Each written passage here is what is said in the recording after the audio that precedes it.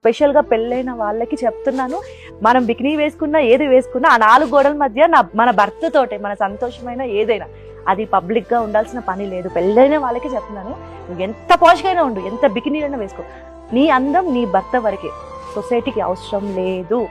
మోడర్న్గా ఉండాలి, పాష్గా ఉండాలి, వల్గర్గా ఉండకూడదు అని నేను ట్రస్ట్ చేస్తా. అదే నాలో తనకి ఇష్టమైన క్వాలిటీ. పాష్గా ఉండడానికి వల్గర్గా ఉండడానికి చాలా తేడా ఉంటుంది, మోడర్న్గా ఉండడానికి వల్గర్గా ఉండడానికి చాలా తేడా ఉంటుంది. ఈ రెండింటికి చాలా డిఫరెన్స్. అమ్మాయిలో మోడర్న్గా ఉండడంలో తప్పు లేదు, నేను చాలా మోడర్న్గా ఉంటాను, బట్ అది డీసెంట్ వేలో ఉండాలి, వల్గర్గా ఉండకూడదు అని నేను ట్రస్ట్ చేస్తాను. ఈవెన్ ఇన్ని ఇయర్స్ కూడా నేను సందీప్తో బయటకు వెళ్తాను, ఫారిన్ కంట్రీస్ ఎక్కడికి వెళ్ళినా కూడా చాలా మోడర్న్గా ఉంటా. పద్ధతిగా చీరలు కట్టుకునే ఉండను, కానీ డీసెంట్గా ఉంటా, ఎక్కడ కూడా వల్గర్గా కనిపించకూడదు, అది నేను బాగా ట్రస్ట్ చేస్తాను. సో అలాగే రిచ్ ఫ్యామిలీస్కి నేనేం చెప్పను, బట్ నాలాంటి మధ్యతరగతి అమ్మాయిలకి, ఎస్పెషల్లీ పెళ్ళైన వాళ్ళకి నేను చెప్పేది ఏంటంటే, మనం మధ్యతరగతి వాళ్ళం, మనం ఎక్కడి నుంచి వచ్చాం, మన పేరెంట్స్ ఎక్కడి నుంచి మనల్ని పెంచారు, మన పద్ధతి, మన సంస్కారం, మనం పంజాబ్ డ్రెస్లు చీరలు కట్టుకోవాల్సిన పని లేదు, బట్ మనం డీసెంట్గా ఉండాలి. 10 మందిలోకి వెళ్తే మనం గౌరవంగా ఉండాలి. అది 100% మన డ్రెస్సింగ్ సెన్స్ మీద కూడా డిపెండ్స్ అయి ఉంటుంది.